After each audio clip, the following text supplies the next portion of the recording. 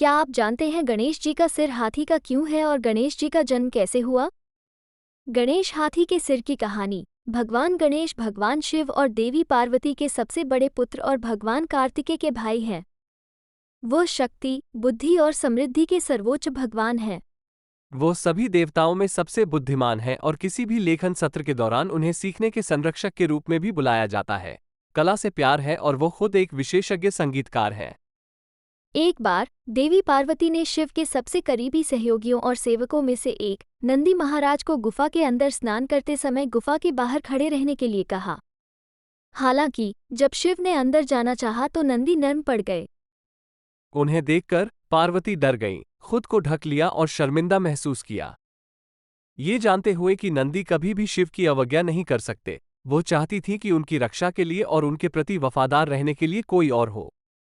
उसने गुप्त रूप से अपने चारों ओर एक माया जाल बनाया ताकि कोई ध्यान न दे सके या महसूस न कर सके और हल्दी पाउडर से एक युवा लड़के को बनाया जिसे उसने अपने शरीर पर लगाया था।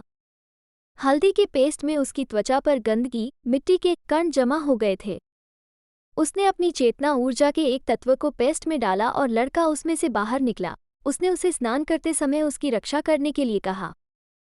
अगले दिन लड़के ने नंदी से झगड़ा किया, जिन्होंने उसे जाने के लिए कहा। नंदी के पराजित होने के बाद भूतों, शिव के भक्तों की एक सेना ने उन पर हमला किया। एक युद्ध छिड़ गया। वे सभी हार गए।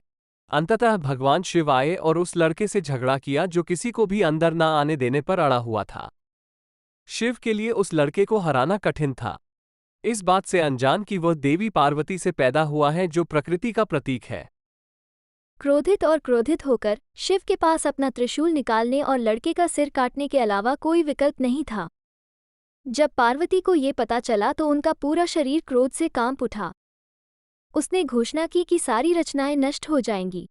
ये सुनकर भगवान ब्रह्मा ने उन्हें शांत किया और श्राप देने से रोका। उसने घोषणा की, यदि मेरे लड़के को जीवित नहीं किया गया तो सब कुछ समाप्त हो जाएगा। और यदि उसे फिर से जीवित किया जाए तो सबसे पहले उसकी पूजा की जानी चाहिए। सच्चाई का पता चलने पर शिव को अपने शक्तिशाली त्रिशूल से लड़के को मारने पर पश्चाताप हुआ। यहां तक कि वेद भी निम्नलिखित 4 की हत्या की अनुमति नहीं देते हैं: एक बच्चा, एक महिला, एक गाय और एक ब्राह्मण, भले ही उनकी गलती हो। बाद में शिव ने ब्रह्मा से पृथ्वी पर उतरते समय उत्तर की ओर जाने और जिस जानवर को वो सबसे पहले देखते हैं उसका सिर लाने को कहा। पहला जानवर हाथी था जिसकी बलि गणेश जी के लिए दी गई थी। सिर लाकर गणेश को दे दिया गया। इस तरह गणेश जी को हाथी का सिर मिला और उन्हें गजानन भी कहा गया।